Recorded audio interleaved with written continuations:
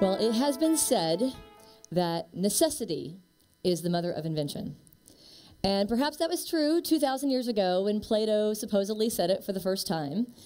But when I think about invention for us here in the 21st century, and my favorite inventions, I don't think most of them were born of necessity. My favorite invention of the 21st century is my tablet.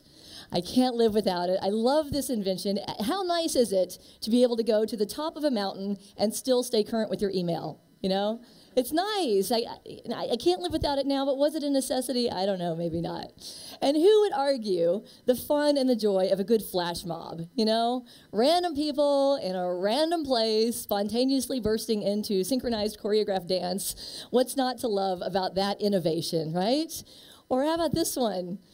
Latte art. What can they do with milk these days? It's amazing. What did my coffee do before this? I don't remember. And it may seem like, you know, a little bit of a eccentricity, but who wouldn't want their 3-year-old to have access to a good set of wheels, you know? This is the world we live in. There's all kinds of wonderful innovations and inventions. Are they really necessary? Oh, maybe not. Maybe necessity is not anymore the mother of invention. But if not, then what is? You know, what is it that gives rise to the creative impulse of the inventor? So that's the question I was pondering, and I thought, you know, I'm going to go back and think back to the very first invention that I know of from the first millennium BC, and as I was doing my research, here's what I found. In the beginning, when God created the heavens and the earth was a formless void, and darkness covered the face of the deep, and God said, let there be light, and boom, bang, whatever, there was light. Light was invented. Did God need light? Man, I don't know, maybe not. Maybe there was some other divine impulse that wanted to be expressed. And so what would that be? Now, how many of you consider yourself to be optimists? Optimists? How many of you would say, oh no, I'm more of a realist? By the way, so the realists know, realist is the nice way that optimists talk about pessimists, just so you know. Well, I am here to assert that optimism is indeed the mother of invention. That optimism is that something within us that allows us to stand in the midst of whatever darkness or chaos may be around us, and to be bold enough and to be daring enough to believe that maybe we can call forth something radically different. It's the spirit of Edison, who didn't see thousands of failures in attempting to create that light bulb. What he saw were thousands of bits of data that were leading him towards a working prototype of what would eventually, no doubt, be a light bulb. And it's this kind of optimism, this ability to see things in a different way, to see progress where other people see failure. It's that gave him the right to flip that switch, New Year's Eve, 1879, and say, let there be light. And for the first time, for a half a mile in Menlo Park, New Jersey, there was electric light. So how do we do that? How do we stand in the midst of whatever may be in front of us and see progress in whatever comes our way? And I think the answer is actually a question. These two little words, these two powerful little words, what if, hold all the power to how do we get there? And here's how it works. So you start with where you are. Maybe it's darkness and chaos. Maybe it's something else. We start with where we are, and we envision where we want to go. What is it that we want? Maybe it's light. Maybe it's something else. What is that for you? And then what if is the tool that guides us there. Now, the pessimists will stand where they are and see where they want to go and say, well, what if it's too hard? What if I can't? What if I don't have the resources? What if this isn't the right time? What if I'm not the right person? And I call this is something I call what if downing. It's when you take the power of what if and you use your amazing imagination to generate all the ideas why it might not work. What if downing, I believe, is the first weapon of the pessimist. And that kind of pessimism paralyzes us. It keeps us from moving forward. Why? Because pessimism is not our nature. We're made in the image and likeness of a creator. We're here to grow and to learn and to innovate and to invent and to reinvent and to reinvent and to reinvent. That's what our soul longs to do. So how do we turn things around? How do we shift out of a culture of complaint I can't do it? What if it's too hard? What if someone else needs to do it? How do we shift out of that kind of culture and into a culture that is grounded in possibility? And the answer is those same two little words.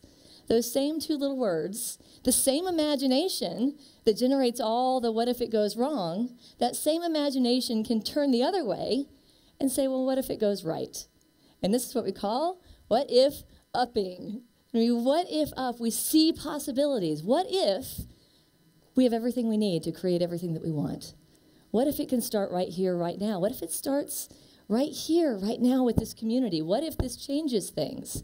When we shift the way we think, it shifts everything. It begins with what if upping. And you can do this yourself, and it's very powerful. It's even more powerful when you bring this mindset into a group. And I have spent the better part of the past decade bringing this kind of optimistic thinking into groups to help people reach bigger dreams than maybe they've dreamed before. So here's what it looks like. In some cases, it's as simple as someone opening up their home, saying, come over, have dinner at my place. They bring their friends over. Everyone shares something that they want, a goal or a dream, whatever it is. And your friends sit around and say, well, what if it's possible? What if we support you? What if we're cheering for you along the way? So you could build these infrastructures, these communities of support around each other. It can be as simple as that. I work a lot with entrepreneurial groups who will get together, and once a month or once a week, they'll mastermind, they'll network, they'll share their business goals. You know, I want to double my business. I want to serve my customers better. I want to make a difference in the community. Whatever their goals are, they come together with other entrepreneurs, and they what if up. What if you try this? What if you try that? What if you call this resource? And together they move their businesses forward.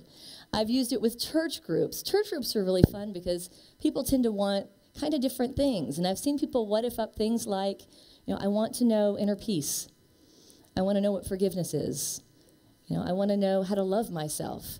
And they gather together with their spiritual community in a community of faith, and they what if up. How do we do that? How do we find those things inside ourselves? This particular church group was what if upping a food drive and all the different ways they could gather more food in less time, be more productive to serve the food bank in their community. I've used it with civic groups. I've used it with people that are in job transition, where they're going to the next interview and the next interview and the next interview. And how do you stay optimistic in the face of that kind of defeat? And they what if up their way into the next one so they can show up optimistic. My favorite, though, is to be able to what if up with young people. And I've worked with thousands of high school students, college students, all across the country. And we put them into these small groups where they can be gathered with their peers. They share a dream, they share a goal, they share what they want. And together with their peers, they what if up possibilities. You know, what if you can do this? What if it's possible? I had a student, her name was Faith. She was an African-American student from a low socioeconomic background. And she had this dream that she thought was an impossible dream. She wanted to go to Africa. Maybe someday I can go to Africa. And she sat in a group of her peers for 2.5 minutes. They what if upped possibilities for her going to Africa. By the end of the year, she emails me. She has an internship, she has a scholarship, and she has a plane ticket. And she said, Mindy, I'm on my way to Africa. Within a year, she was able to achieve that impossible goal, that impossible dream. I had another student who loved student government. It was his passion. And when he asked him what he wanted was 100% of the student body to show up and vote in the next student election. 100%. So he gathers with his peers and they what if up. How could we do that? How could we get 100% of the students to show up and vote? Now, the realist or the pessimist may say, why would you give them these big, crazy ideas? That's not realistic. It's not realistic that a terrible student will get a 4.0. It's not realistic. Not every kid can be the student government president, right? It's not realistic to say every single student in the whole university is going to come out and vote. That's not realistic. And it's true that Louis, the student, did not get 100% of the student body out to vote. But what he did do was through his campaigns, he generated the highest student turnout in the history of his university by a very large margin. It was life-changing for him. So this is the possibility that we have. The National Institute of Health actually says that a moderate optimistic illusion is healthy for us. It's good for us. It's important for us to be able to stay motivated, to be able to stay mentally healthy. There's some academics at the University of Pennsylvania, their Center for Spirituality and the Mind, and they say if you constantly interrupt pessimistic thoughts and feelings and replace them with positive feelings. So if you stop what if downing and instead you decide to what if up instead as an alternate, they said it stimulates a part of the brain. It's called the anterior cingulate. And it's also the part of the brain that gets stimulated during meditation. That's the part of the brain that gets activated when we think positively. And the effect of that is that it decreases our fear, it decreases our stress, it decreases our anxiety, and it causes us to feel more peaceful. So optimistic thinking, changing the what if down to a what if up, it changes us. It changes our blood pressure, it changes our neural circuitry, it changes our energy level, but most importantly, it allows us to be the inventors of our own experience. So maybe the question to ask is not what does the world need? Maybe necessity is not the mother of invention. Maybe the question to ask instead is what do we want? And what do we want for ourselves? What do we want for our children, for their future? What do we want for our communities? What do we want for the world? And then what if up? What if we're the ones to make it happen? And what if now is our time? This is the way we reinvent our communities, and this is the way we reinvent the world. So it's just that simple. Everything that we invent out here is first invented here. Thank you, and God bless.